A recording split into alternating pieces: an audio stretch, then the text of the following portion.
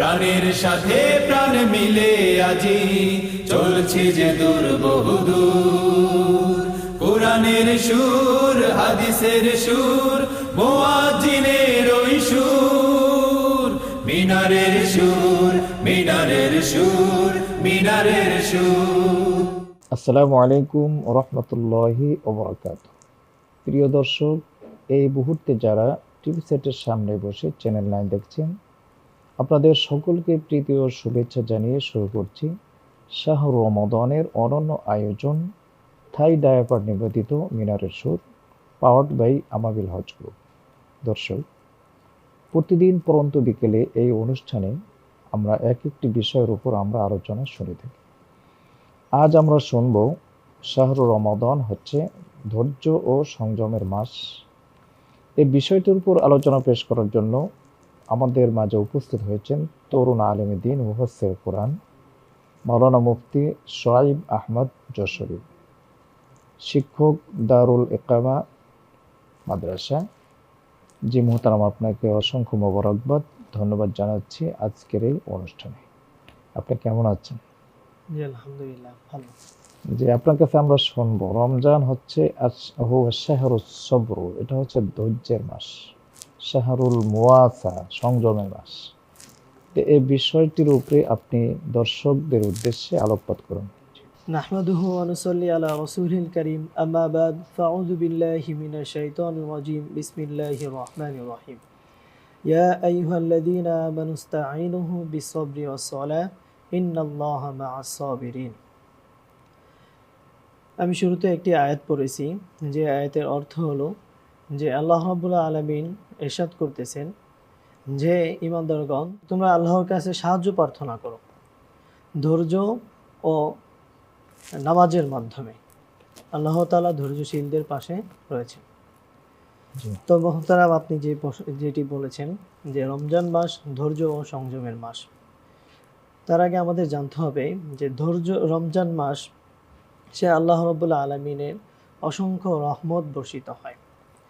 যেমন নাকি আল্লাহ রাব্বুল আলামিন রমজান মাসে তার মুমিন বান্দাদেরকে পরীক্ষা করার জন্য রিজিক বাড়িয়ে দেন। এই মাসে, এই মাস সমবেদনার মাস। এই মাসে আল্লাহ রাব্বুল আলামিন তার বান্দাদেরকে সততা, উদারতা, ধৈর্য ও সহনশীলতার প্রতি নির্দেশ দান করেছেন। সেই আলোকে আমরা যদি ধৈর্য ধারণকে উল্লেখ করি, ধৈর্যের উপরেই করি, তাহলে দেখা যায় যে নবী করিম সাল্লাল্লাহু আলাইহি ওয়াসাল্লাম ইরশাদ করেন যে রমজান মাস ধৈর্য ধারণের মাস। যে রমজান মাসে সবর আদায় করলো তাকে সে জান্নাত পেল। সবরু সাওয়াবুল জান্নাহ। জি, সবরের প্রতিদান হচ্ছে জান্নাত। সবরের প্রতিদান হলো আমরা জান্নাত। সারাদিন যেমন রোজা রাখি, এটা কিন্তু ধৈর্যের পরিচয়। সারাদিন ক্ষুধা লাগে, আমাদের অনেক ক্লান্তি আসে, তারপর ইফতারের সময় যখন ঘনিয়ে আসে শরীর অসুস্থ হয়ে যায়, তারপর আমরা কিন্তু ধৈর্য ধরে অপেক্ষা করতেছি কখন মুয়াজ্জিন আজান দেবে। এটা কিন্তু রমজানের একটি আপনার অন্যতম আল্লাহর পরীক্ষা, যে ধৈর্য। রমজান যে ধৈর্যের মাস, আমরা ইফতারের সময় বসে থাকি খাবার নিয়ে, কিন্তু আমরা খাচ্ছি না। কেন খাচ্ছি না? আমরা ধৈর্য ধরছি, অপেক্ষা করছি আল্লাহর নির্দেশের। সুতরাং রমজান মাস হচ্ছে ধৈর্য এবং সংযমের মাস। যে আপনি বলতে থাকেন। জি, রমজান মাস সে ধৈর্যের যে কথাটা উল্লেখ করেছে, এই ধৈর্যের মধ্যে যদি আমরা লক্ষ্য করে দেখি, ধৈর্য অনেক বড় নিয়ামত। আল্লাহ রাব্বুল আলামিন এই ধৈর্য যাকে তাকে দান করেন না, ধৈর্যশীলদেরকেই দান করে। যারা ধৈর্য ধারণের জন্য চেষ্টা করে তাদেরকে আল্লাহ রাব্বুল আলামিন ধৈর্য ধারণ করে। এই হিসেবে যদি আমরা দেখি, সূরা লুকমানের 17 নম্বর আয়াতে হযরত লুকমান আলাইহিস সালাম তার সন্তানকে উল্লেখ করে বলেন যে তুমি নামাজ কায়েম করো। তারপরে বলা হয় যে তুমি সৎ কাজে আদেশ করো। দ্বিতীয়ত তারপরে বলা হয় যে তুমি অসৎ কাজে নিষেধ করো। এরপরে যদি দেখা হয় যে তুমি বিপদে আপদে ধৈর্য ধারণ করো।